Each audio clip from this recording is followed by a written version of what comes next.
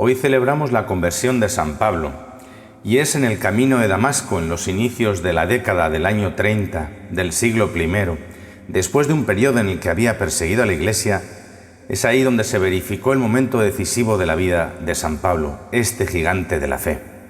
Y lo cierto es que allí tuvo un lugar, ¿verdad?, un viraje, más aún un cambio total de perspectiva. A partir de entonces, inesperadamente, comenzó a considerar pérdida y basura todo aquello que antes constituía para él el máximo ideal, casi la razón de ser de su existencia. ¿Qué es lo que sucedió?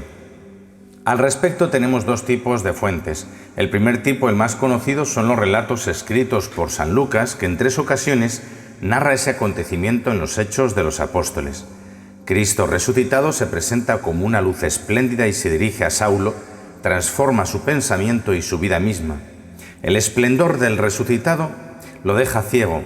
Así se presenta también exteriormente lo que era su realidad interior, su ceguera respecto de la verdad y de la luz que es Cristo.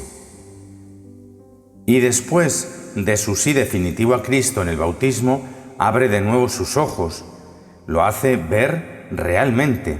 En la Iglesia antigua el bautismo se llamaba también iluminación, porque este sacramento da la luz, hace ver realmente. En San Pablo se realizó también físicamente todo lo que se indica teológicamente. Una vez curado de su ceguera interior, ve bien. San Pablo, por tanto, no fue transformado por un pensamiento, sino por un acontecimiento, por la presencia irresistible del resucitado, de la cual ya nunca podrá dudar, pues la evidencia de ese acontecimiento, de ese encuentro, fue muy fuerte. El segundo tipo de fuente sobre la conversión está constituido por las mismas cartas de San Pablo. Él mismo nunca habló detalladamente de este acontecimiento, ¿verdad? Tal vez porque podía suponer que todos conocían lo esencial de su historia, que todos sabían que de perseguidor había sido transformado en apóstol ferviente de Cristo. Y con palabras de una tradición muy antigua, ¿verdad?, de San Pablo, que también él recibió de la Iglesia de Jerusalén, dice que Jesús murió crucificado, fue sepultado y tras su resurrección se apareció primero a Cefas, es decir, a Pedro, luego a los 12, después a 500 hermanos que en gran parte entonces vivían aún, luego a Santiago y a todos los apóstoles. Al final de este relato recibido de la tradición añade, y por último, se me apareció también a mí. Así da a entender que este es el fundamento de su apostolado y de su nueva vida.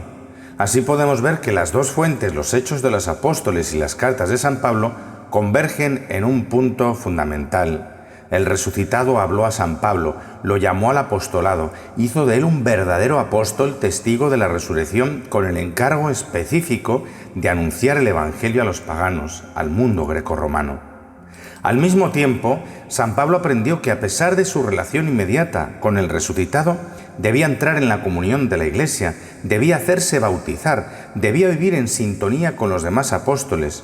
Solo en esa comunión con todos podía ser un verdadero apóstol, como escribe explícitamente en la primera carta a los Corintios.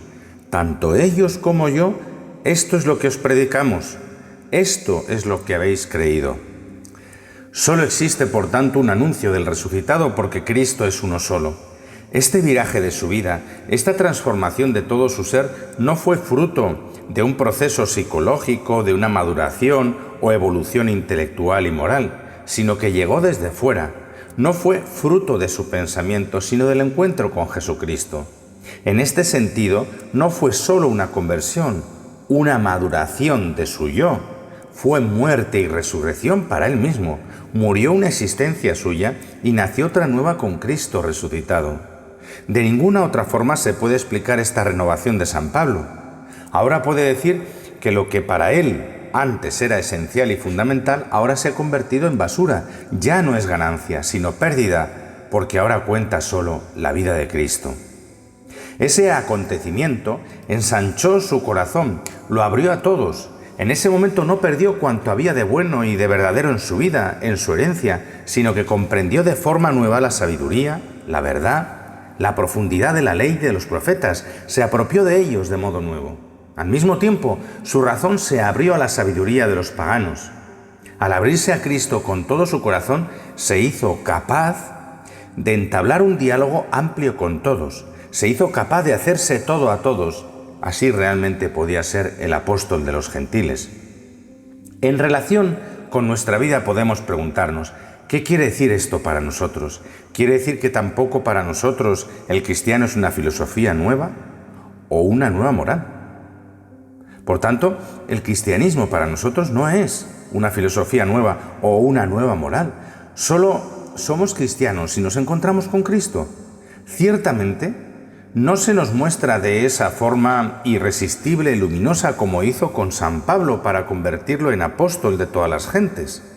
Pero también nosotros podemos encontrarnos con Cristo en la lectura de la Sagrada Escritura, en la oración, en la vida litúrgica de la Iglesia, en una peregrinación. Podemos tocar el corazón de Cristo y sentir que Él toca el nuestro. Solo en esta relación personal con Cristo, solo en este encuentro con el resucitado nos convertimos realmente en cristianos.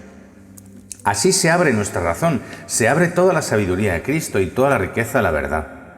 Por tanto, oremos al Señor para que nos ilumine, para que nos conceda en nuestro mundo el encuentro con su presencia y para que así nos dé una fe viva, un corazón abierto, una gran caridad con todos, capaz de renovar el mundo. ¡Feliz día! Amén.